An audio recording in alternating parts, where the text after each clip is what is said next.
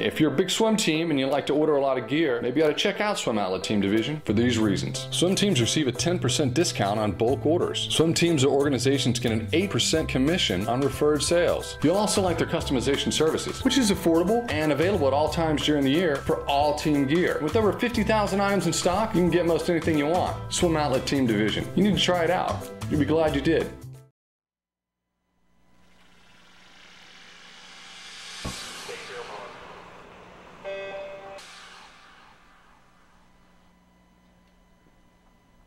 This is the Morning Swim Show for Friday, April 26, 2013. I'm your host, Jeff Cummings.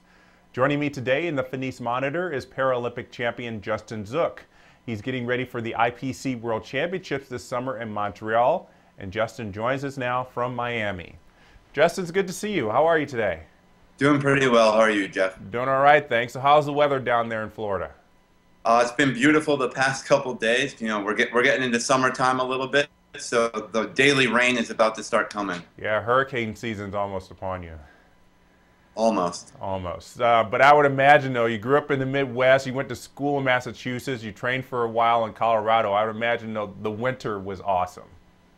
It was quite excellent, actually. You know, being from Minnesota, where they're still getting 10 inches of snow in April, it's been a pretty nice change. The weather for me has been great for training, which is the biggest part. What prompted the move to Florida? Actually, my parents live in Fort Lauderdale. They moved when I was in college at Springfield College in Massachusetts. And I never really, after I was 18, I didn't really get to live with my parents or see them that much except for swim meets, which, as a lot of people know, is a pretty quick moment to get to see your parents. And, you know, I wanted to be a little bit closer to home. And it turned out there was a great job opportunity down here with Miami Country Day Aquatics that I just couldn't pass up the opportunity. And do you get the opportunity to train with a team down there? I do. I am actually training 3 days a week with Miami Country Day Aquatics with our head coach, Megan Pittman, and then a couple days a week in Fort Lauderdale with the Old Masters team that I used to swim for. So that's a pretty nice mix of, you know, the young kids and the older crowd there. It's been great so far. I'm excited to get back into the pool again. So you coach with the team there at Miami Country Day. Tell us specifically what you do there. I'm actually the head age group coach. Because our program is run out of Miami Country Day School, I'm actually a full-time employee of the school and the aquatics program. So I'm lucky enough to be at school all day, which has actually been kind of a blessing in disguise. It's great to be able to interact with the swimmers throughout the day and kind of get a look into their life, you know, more than just a bit of swimming.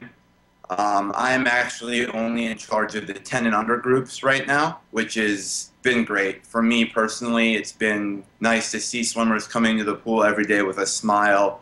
I think, you know, last summer I started coaching full-time a little bit, and it's been kind of a joy for me to see swimmers come in and be so happy, and rejuvenated my own training at the same time. Yeah, I was going to ask if it had any effect on your own training, spending all day around kids and spending time, you know, at the pool with these young kids. How specifically has it kind of rejuvenated you?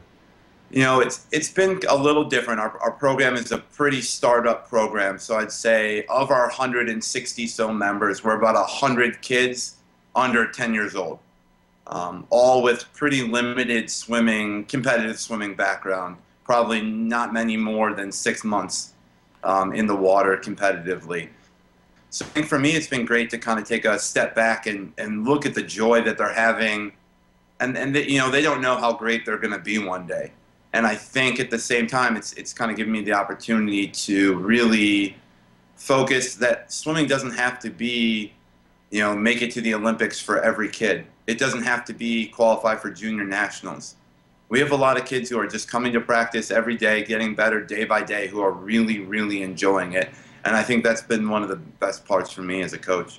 What is it like to have a swimmer come to the team, and from what it sounds like, have you coach them basically from nothing to being able to be a competitive swimmer?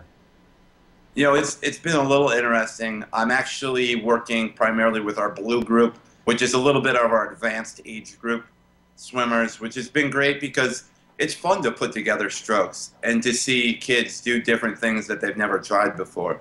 I think that's one of the biggest joys of swimming. You know, these kids show up every day, and just this past couple of weeks, we've really started to be able to crank out a little bit more yardage for them. So they're a little bit over 2,000 yards of practice, which is about an hour of practice, which has been great. And I think that they're surprising themselves. And, you know, I think that's the biggest part, is that they're doing things they never thought they could do, which is a huge, huge joy of my job. Any swimmers so far standing out for you?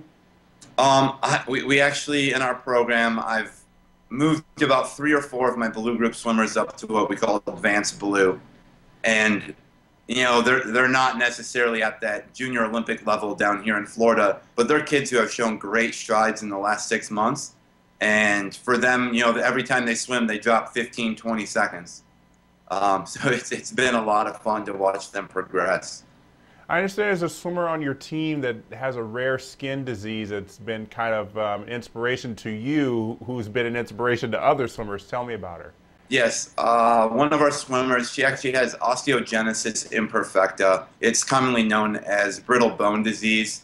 You know, I think it's been interesting for me because as a Paralympic swimmer, swimming was introduced to me as a form of physical therapy. I never thought I would one day win a gold medal, let alone be a great competitive swimmer. You know, Mia's goals are a lot different than possibly some of our other swimmers, but seeing her in the water and seeing her smile has been probably, I would say, the best part of my job so far. I know that what I do every day improves the quality of her life. You know, with people with osteogenesis imperfecta, one of the only things they can really do without possibly injuring themselves, even if they have a mild case, is to swim.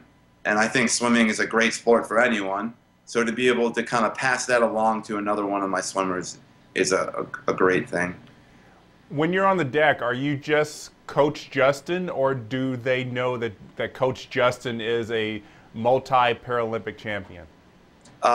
Some of them understand that I have significant experience in competitive swimming, but at the same time, I don't bring it up much. If they ask a question, I'll answer it. But at the same time, I'm there to make them better swimmers, not necessarily brag about my own accomplishments. So let's talk about World Championship trials and upcoming World Championships. Before we do that, though, give viewers an idea of what your disability is. When I was born, actually, my right leg growth plates did not work at all. So I've had over 30 surgeries now to lengthen my leg. They've lengthened a little bit over 20 inches, which to my doctor's knowledge is about the longest anyone's ever had one limb lengthened. And I'm also missing half of my right foot. So there's been some significant nerve damage done to my right leg just from the extensive surgeries, which has kind of decreased the power output that I have. Well, despite all that, a very impressive resume at the Paralympics, and I was really impressed last year when you went 1:00.01 in the 100 backstroke. Probably a little bit frustrating for you. You almost broke that 1 minute. I would imagine that's the goal for you this summer in Montreal. Yes, you know, that is the goal. It was actually the only goal in London. You know, back in 2010, I made the mistake of putting winning as a goal. And for all the age group swimmers that I coach, I honestly could care less if any of them ever win an event. I think that winning is a great thing, but I think that setting goals in terms of what they necessarily have as a time is a much, much better and realistic thing. It's the only thing you can control. So in London, the 59.99 was definitely the goal. It was kind of bittersweet. I'll take the gold medal on the world record, but hopefully coming up in Montreal, we'll be able to see something under a minute. What do you think is going to be the key for you to get under that barrier?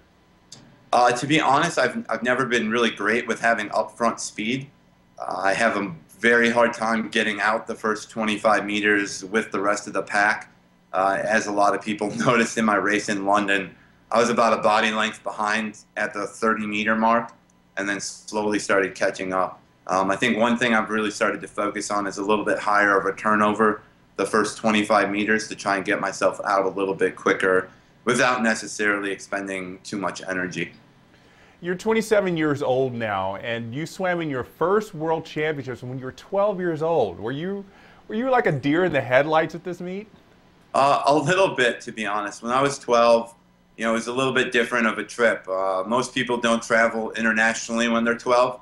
I actually had a flight canceled, so I had to travel by myself to LAX and then catch up with the team. My dad flew over for part of the meet, so it was nice to still be able to see my parent a little bit. But at the same time, it was kind of just a moment that I don't remember that much. But I think that it was a great stepping stone for me, which is also part of the reason I think I'm excited to see a lot of our younger faces at World Championships this year. How has the Paralympic movement changed in your eyes in these past 15 years? I think that the support in terms of the staff that we have has just been outstanding. In Colorado Springs, we have a great support staff with U.S. Paralympics on the swimming side. I also formerly worked for U.S. Paralympics, so I know there's a lot of highly qualified individuals in those offices that are trying to do their best to give us the support we need. I think our financial support has increased substantially. I think that at the same time, maybe we're not walking around celebrities, but I think that once people hear a lot of our stories, they're much more inclined to do a little bit of a Google search on Paralympics and learn a little bit more about it.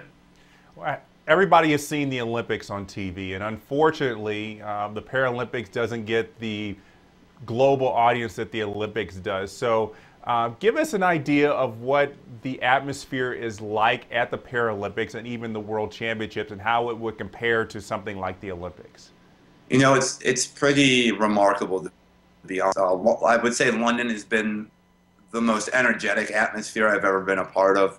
The Paralympics overseas is a much more widely known about sport than here in the U.S., which I think only contributed to the great atmosphere. I walked out for finals of my 100 back, and you have 18,000 people screaming. It's a little scary, but at the same time, I think that it only makes for a better competition overall. And I think that at the same time, I think that people from the United States are able to see how supportive individuals are overseas and kind of piggyback off of that.